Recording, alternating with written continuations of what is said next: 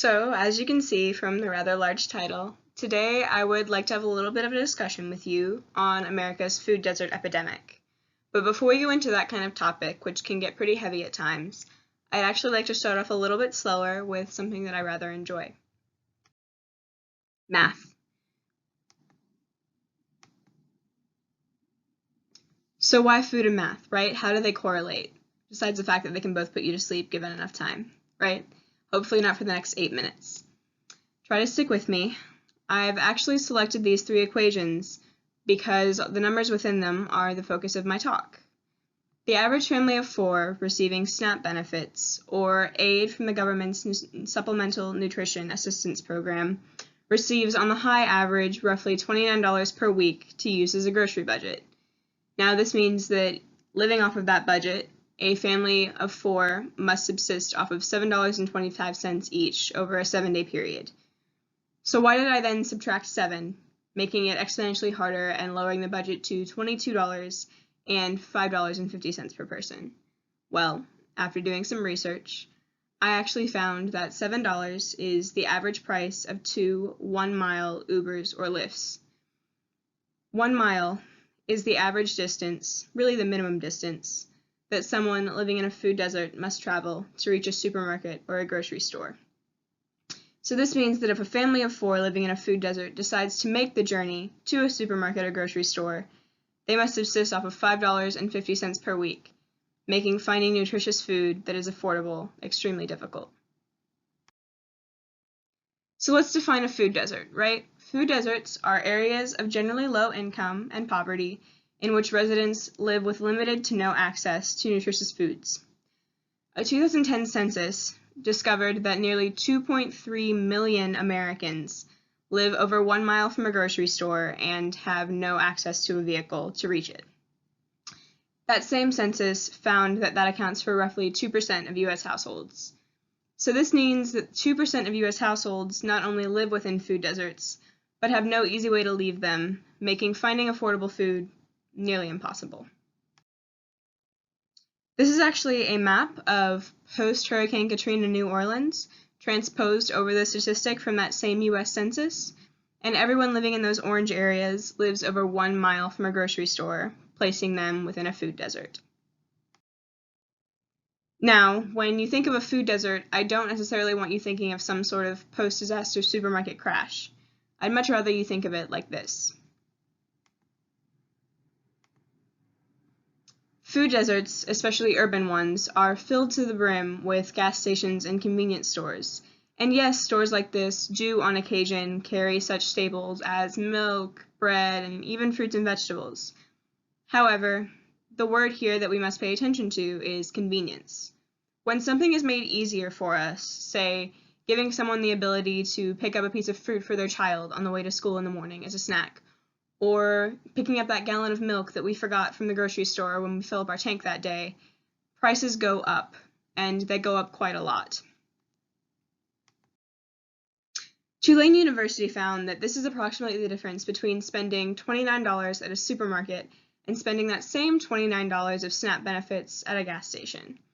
Now, I do want to clarify that I'm not necessarily saying a family is subsisting on that $29 as their entire grocery budget, but considering that it is the high end of the average, I'd say it does make up a large portion.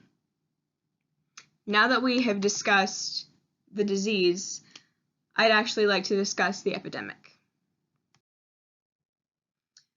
So this graphic is actually a visual representation of the statistic that we have been using thus far to define residents of a food desert, right? People living in poverty, over 1 mile from a grocery store, often with little or no access to a car.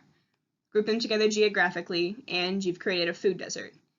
Zoom out from any single city or neighborhood or state, and you see a nation suffering from nutrition insecurity.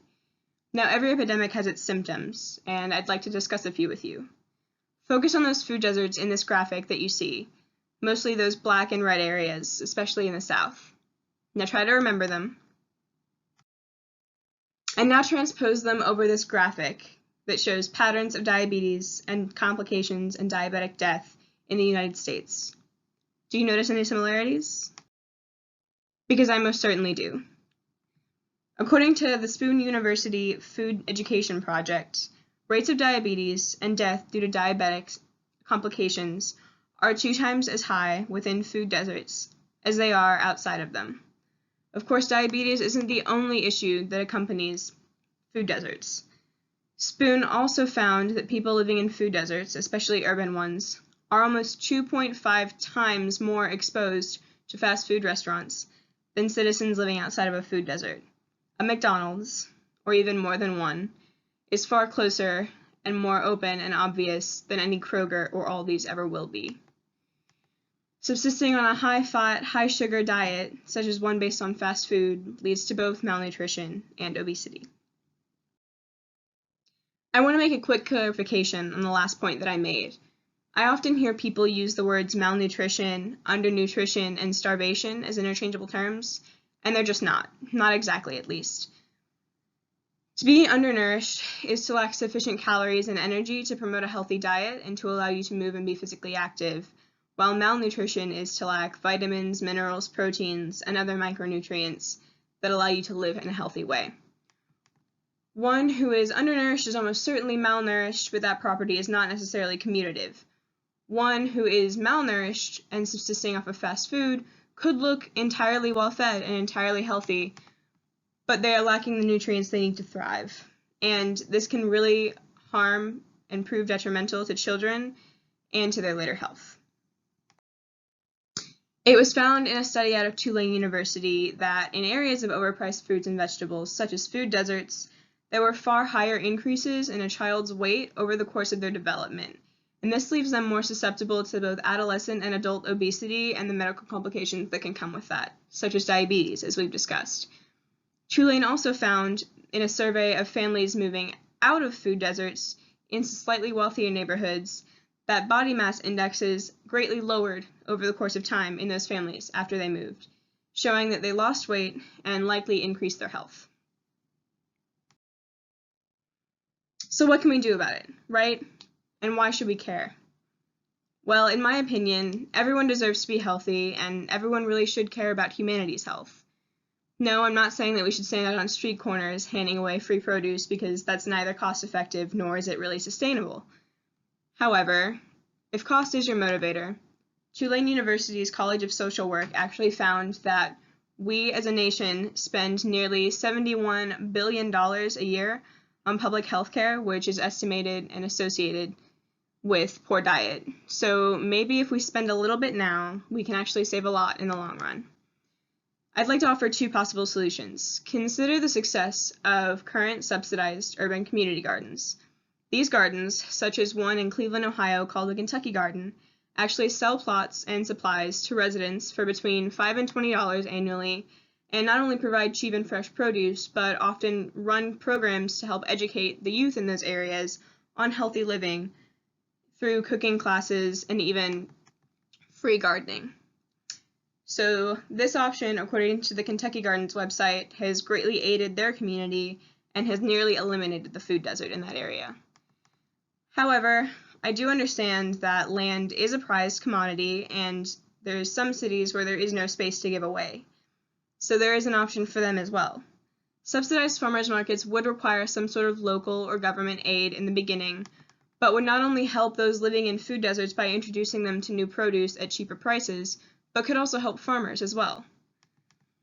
I'm not necessarily saying that any one solution is perfect, because no one community is perfect. Some of us are lucky enough to go to sleep with full bellies, and others just hope that they fall asleep sooner because of the hunger pains that they feel. We all deserve to eat, and we all have the right to food and to health. And I think that it's our duty to help others to attain those rights, no matter the cost. Thank you.